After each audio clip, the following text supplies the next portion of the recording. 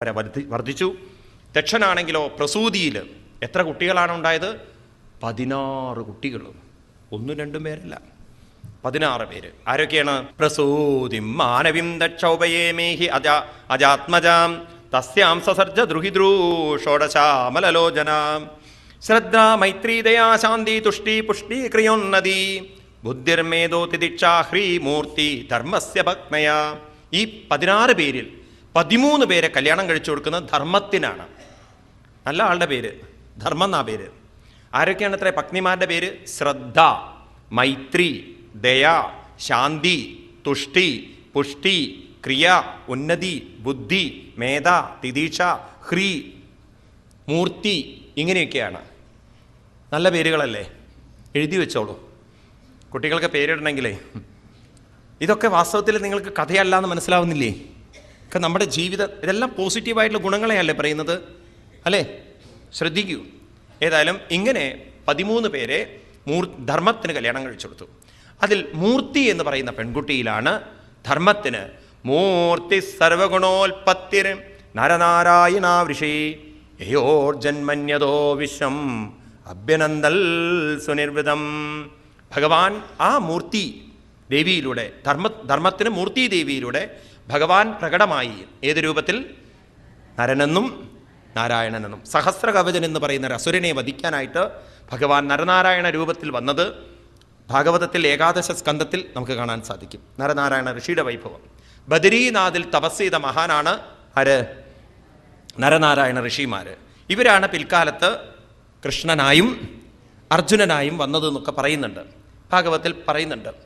എന്നിട്ടോ ഇപ്രകാരം അവർ 2 പേരും വന്നതിന് ശേഷം വീണ്ടും കഥ പറയാണ്. 3 പെൺകുട്ടികൾ വീണ്ടും ഉണ്ടല്ലോ. 13 പേരല്ലേ കൊടുത്തുള്ളൂ, അല്ലേ? പിന്നെ 3 പെൺകുട്ടികൾ. അതിൽ ഒരാളെ അഗ്നി ഭഗവാന് കല്യാണം കഴിച്ചു കൊടുത്തു, ഒരാളെ പിതൃക്കൾക്കും കൊടുത്തു, ഒരാളെ അഗ്നി ഭഗവാന്. പിന്നെ ഒന്ന് സതിയാണ്. സതിയെ കല്യാണം കഴിക്കാറായില്ല. അപ്പോൾ അഗ്നി ഭഗവാന് കല്യാണം കഴിച്ചു കൊടുത്ത കുട്ടിയാണ് സ്വാഹ എന്നും പിതൃക്കൾക്ക് കല്യാണം കഴിച്ചു കൊടുത്ത കുട്ടിയാണ് സ്വധ എന്നും പറയുകയാണ്. അപ്പോൾ ഇതൊക്കെ നമുക്ക് കേൾക്കുമ്പോണ്ടല്ലോ ഇത് കഥയല്ല, നമുക്ക് കുറേ മനസ്സിലാവും. അഗ്നിയുടെ നാവിൻ്റെ പേരാണത്രേ സ്വാഹ എന്നുള്ളത്. അഗ്നിയിലേക്ക് എന്ത് സമർപ്പിക്കുകയാണെങ്കിലും കൂടെ ചൊല്ലേണ്ട മന്ത്രമാണ് സ്വാഹ. പിതൃക്കൾക്ക് പിണ്ടം വെക്കുമ്പോൾ ഉണ്ടല്ലോ, ആ പിണ്ടച്ചോറ് കയ്യിൽ വെച്ചിട്ട് ഓം നമഃശിവായ സ്വധ എന്ന് പറഞ്ഞിട്ട് വേണം വയ്ക്കാൻ. അപ്പോൾ ഈ സ്വാഹ എന്നും സ്വധ എന്നും പറയുന്ന ശബ്ദത്തിൻ്റെ പിന്നിലൊരു അർത്ഥമുണ്ട്.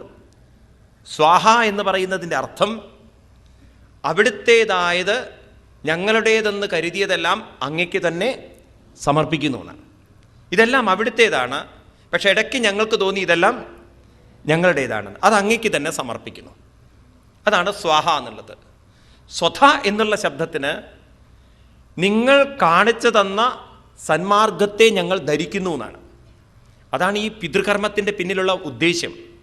നമ്മുടെ പൂർവികന്മാരെ നമുക്ക് കാണിച്ചു തന്ന മാർഗത്തെ, ഒരു വലിയൊരു മാർഗമുണ്ട്, ധർമ്മത്തിൻ്റെ മാർഗമുണ്ട്, അത് ഞങ്ങൾ ധരിക്കുന്നു, ഞങ്ങൾ കൈവിടാതെ കൊണ്ടു നടക്കുന്നു എന്ന് കാണിക്കുന്നതാണ് ഇത്ര ഈ പിതൃക്കളുടെ കർമ്മങ്ങളുടെയൊക്കെ മുഖ്യ ഉദ്ദേശ്യം.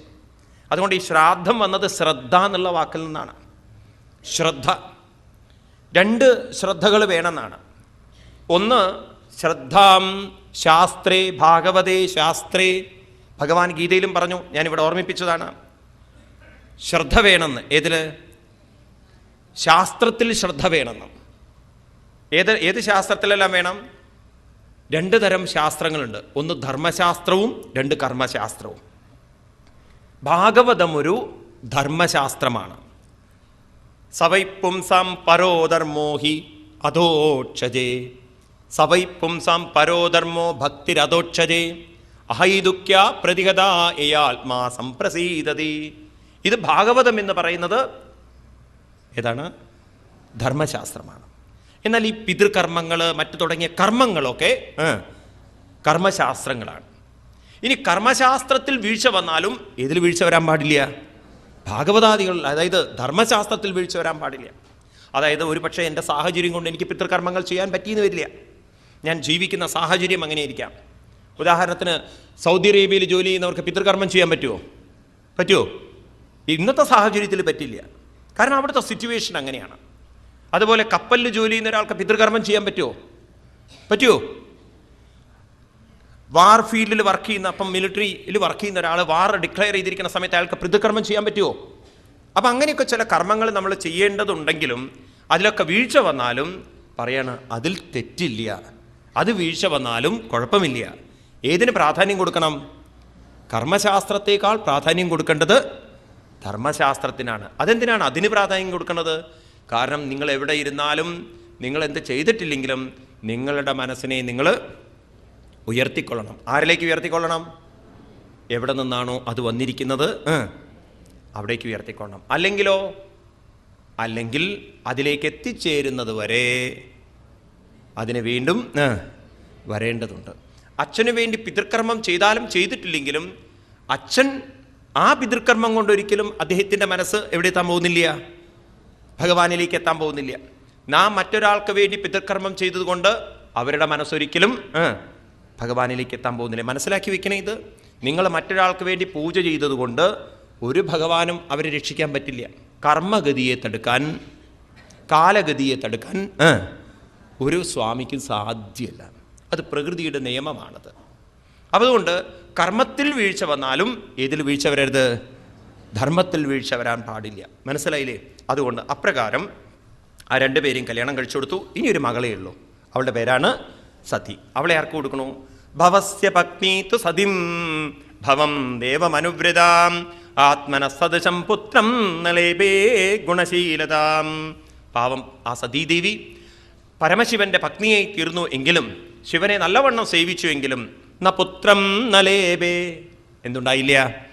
പുത്രൻ ഉണ്ടായിരുന്നില്ല. ആ വിഷമം ദേവിക്ക് നല്ലോണം ഉണ്ടായിരുന്നു. എന്ന് മാത്രമല്ല വേറൊരു ദുരന്തം കൂടി ഉണ്ടായി. അതെന്താണ്?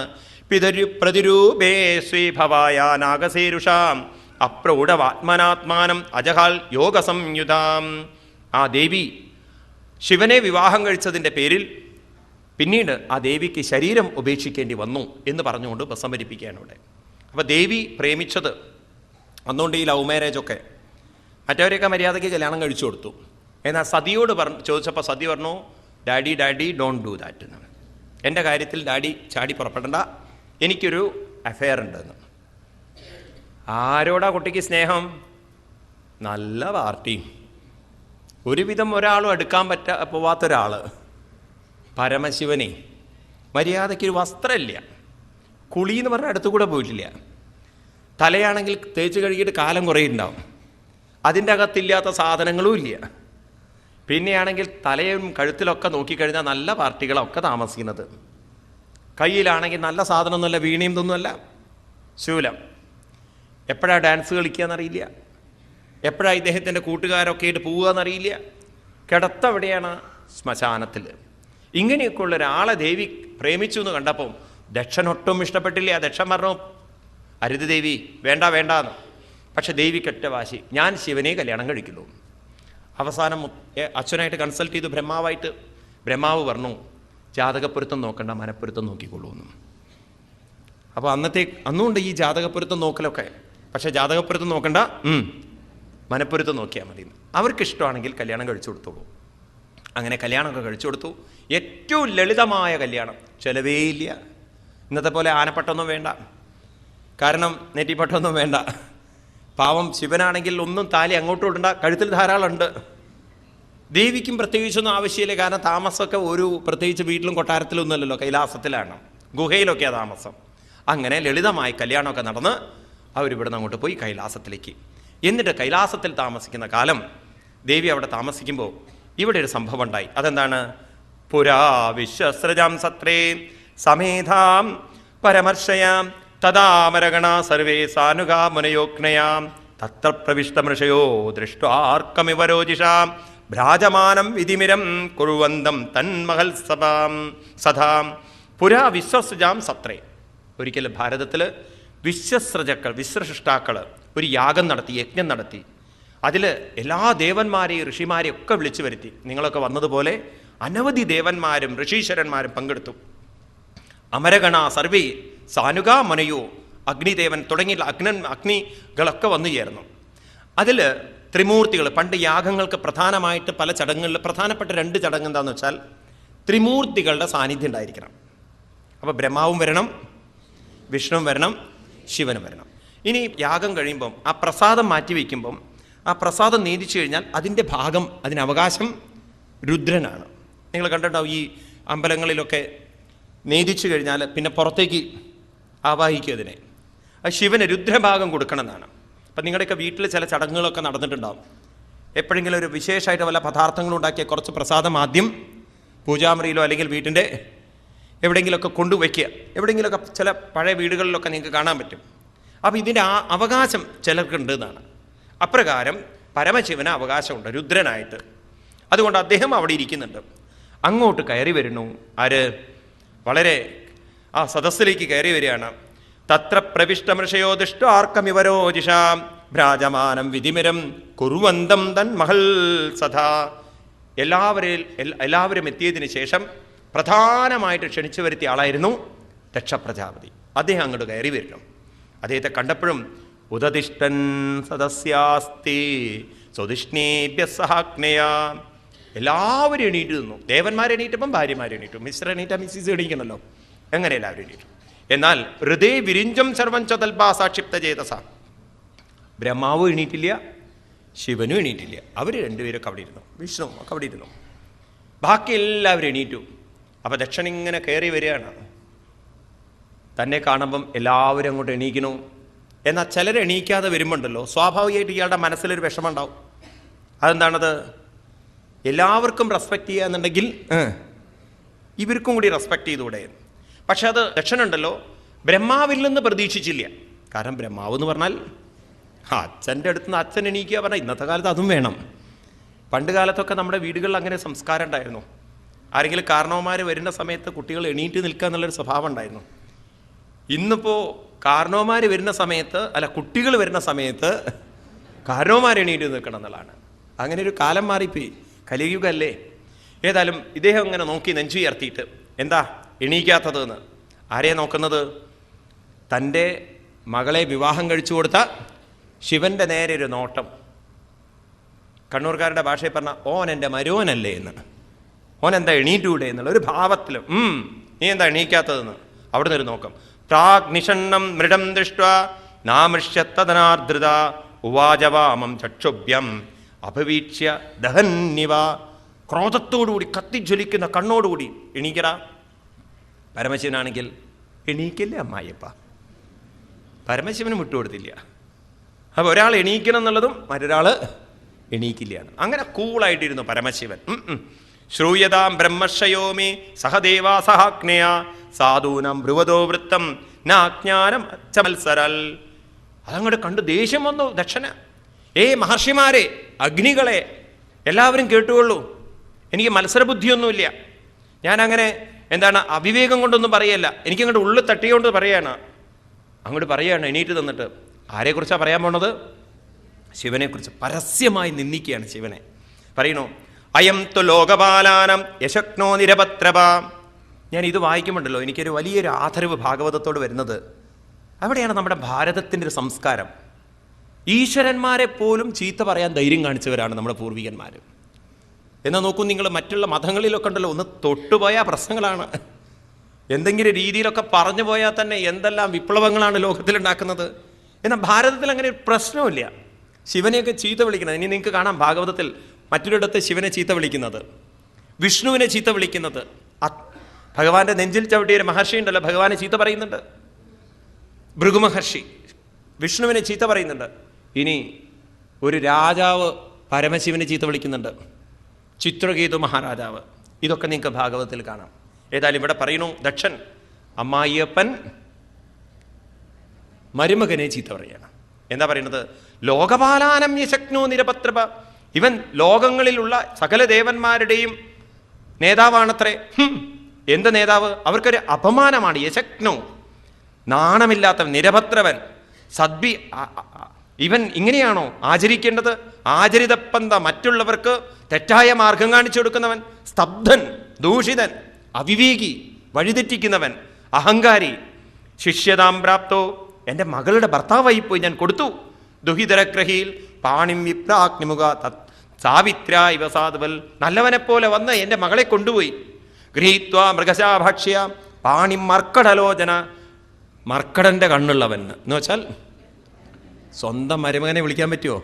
കൊരങ്ങൻ്റെ കണ്ണുള്ളവനേന്ന് വിളിക്കുന്ന പേരുകളാണ്. മർക്കടലോചന, പ്രത്യുത്ഥാന, അഭിവാദ്യാഹേ, എണീറ്റ് നിൽക്കുക, ആദരിക്കുക, ബഹുമാനിക്കുക, ഇതൊന്നുമില്ല. വാചാഭ്യക്രതനോചിതം ലുപ്തക്രിയാശ്, എന്നാ പോട്ടെ, രാവിലെ കുളിയോ അങ്ങനെയൊക്കെ ഉണ്ടോ, ദേവാരോ, അതുമില്ല. ലുപ്തക്രിയാശുച ശുചയെ മാനിനെ ഭിന്നസേതവ അനിച്ഛന്നപദ്ധ്യാംബാലാം ശൂദ്രായേവോ ശതിം ഗിരം. കണ്ടില്ലേ അവൻ്റെ ജീവിതം തന്നെ കണ്ടില്ലേ? ശൂദ്രന്മാരുടെ ജീവിതം നയിക്കുന്നവൻ, ഒരു വൃത്തികെട്ടവൻ. പ്രേതാവാസേഷു ഘോരേഷു, പ്രേതങ്ങൾ വസിക്കുന്ന ശ്മശാനങ്ങളിൽ ആരാണിവൻ്റെ സുഹൃത്ത്? പ്രേതേ ഭൂതഗണേവൃത അടമതി ഉന്മത്തവ നഗ്നോ. ചിലപ്പം ഡ്രസ്സേ ഉണ്ടാവില്ല. എന്നിട്ട് ഒരു ഡാൻസ് കളിയുണ്ട് ഇവന്. ആരുടെ കൂടെ? ഇവൻ്റെ കൂട്ടുകാരുടെ കൂടെ. ഇടയ്ക്ക് പൊട്ടിച്ചുരിക്കും ചെയ്യും. ചിതാഭസ്മ കൃതസ്നാന, ശരീരം മുഴുവൻ ചിതാഭസ്മം, പ്രേതസംഗ്രസ്തിഭൂഷണ, ആളുകൾ തൊടാൻ അറക്കുന്ന സാധനങ്ങളൊക്കെയാണ്. ശിവോപദേശോ ഹ്യശിവോ. നോക്കൂ, ഇവൻ്റെ ശരീരം മുഴുവൻ, ശരീരം, ഇവൻ്റെ പേര് തന്നെ ശിവനാണത്രേ. അശിവമല്ലേ, ശവം കൊണ്ട് നടക്കുന്നവനല്ലേ.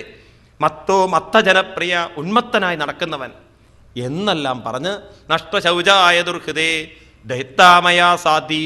പാവം, എൻ്റെ പെൺകുട്ടിയുടെ ജീവിതം ഞാൻ നശിപ്പിച്ചു, ഇവന് കൊടുക്ക കാരണം, ഒരു തമോ ഗുണി എന്നൊക്കെ പറഞ്ഞ് തൻ്റെ മരുമകനെ എല്ലാവരുടെ മുന്നിലും വെച്ച്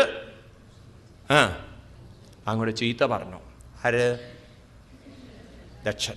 നിയന്ത്രിക്കാൻ പറ്റിയില്ല. ആ മരുമകനോടുള്ള ദേഷ്യം മുഴുവൻ ആ സഭയിൽ വെച്ച് അങ്ങോട്ട് പ്രകടമാക്കി. എന്നിട്ടോ അത് കഴിഞ്ഞിട്ട് ഭഗവാനാണെങ്കിലോ വിനിന്ദൈവം സഗിരിശം അപ്രദീപമവസ്ഥിതം ദക്ഷോദായ ഉപസ്പൃശ്യാം ക്രുദ്ധശബ്ദം പ്രചക്രമേ. ഭഗവാനുണ്ടല്ലോ എങ്ങനെയിരുന്നു അത്രേ? അപ്രദീപമവസ്ഥിതം. എങ്ങനെയിരുന്നു? അപ്രദീപം, യാതൊരു വിധത്തിലും പ്രതികരിക്കാതെ മൗനമായിട്ടിരുന്നു. ഭഗവാൻ പൊതുവേ നമ്മളൊക്കെ കേട്ടിരിക്കുന്നത് ഭഗവാൻ പരമശിവൻ പെട്ടെന്ന് ദേഷ്യം വരുന്നല്ലേ, കോപിഷ്ഠനാണ്. എന്നാൽ ഭാഗവതത്തിൽ പല സന്ദർഭങ്ങളിലും തന്നെ അപമാനിക്കുമ്പോൾ വളരെ ശാന്തനായിട്ടിരിക്കുന്ന ആളാണ്. ആര്? പരമശിവൻ. അപ്പം സ്വാമി നമുക്കും ചീത്ത പറയാൻ പറ്റുമോ? അതല്ല അതിനർത്ഥം. ഭഗവാൻ പരമശിവൻ ഒരു സന്ദർഭത്തിലും യാതൊരു ക്രോധവും കാണിക്കുന്നില്ല, ശാന്തനായിട്ടിരുന്നു. നമ്മളൊരാളെ ചീത്ത പറയുകയാണ്, ചീത്ത പറഞ്ഞിട്ട് അയാൾ ശാന്തനായിട്ടിരുന്നാൽ നമ്മുടെ അവസ്ഥ എന്തായിരിക്കും? ചിലവർക്ക് അപ്പോൾ ഒന്ന് കൊടുക്കാൻ തോന്നും. ദേഷ്യത്തിന് അങ്ങനെ ഒരു സ്വഭാവമുണ്ട്, എല്ലാവരുടെ ഉള്ളിലുണ്ടല്ലോ. ഈ ദേഷ്യം എന്ന് പറയുന്ന സാധനം ഉറങ്ങിക്കിടക്കുന്ന ഒരു സാധനം. എപ്പോഴാ അത് പുറത്തു വരിക എന്ന് പറയാൻ പറ്റില്ല. അതെപ്പോൾ വേണമെങ്കിലും പുറത്തു വരും, എന്ത് അപകടം വേണമെങ്കിലും അതുണ്ടാക്കും. പലപ്പോഴും നമ്മുടെ ജീവിതത്തിൽ നമ്മൾ അനുഭവിച്ചിട്ടൊരു സാധനമാണ്, നമ്മൾ ക്രോധം കാണിച്ചിട്ട് പിന്നെ നമുക്ക് കുറ്റബോധം വരാറുണ്ട്. ഇത്രയൊന്നും പറയേണ്ടിയില്ലായിരുന്നു, കാണിക്കേണ്ടിയില്ലായിരുന്നു, ചെയ്യേണ്ടിയില്ലായിരുന്നു എന്നൊക്കെ അല്ലേ. പലരും അതിനെക്കൊണ്ടാണ്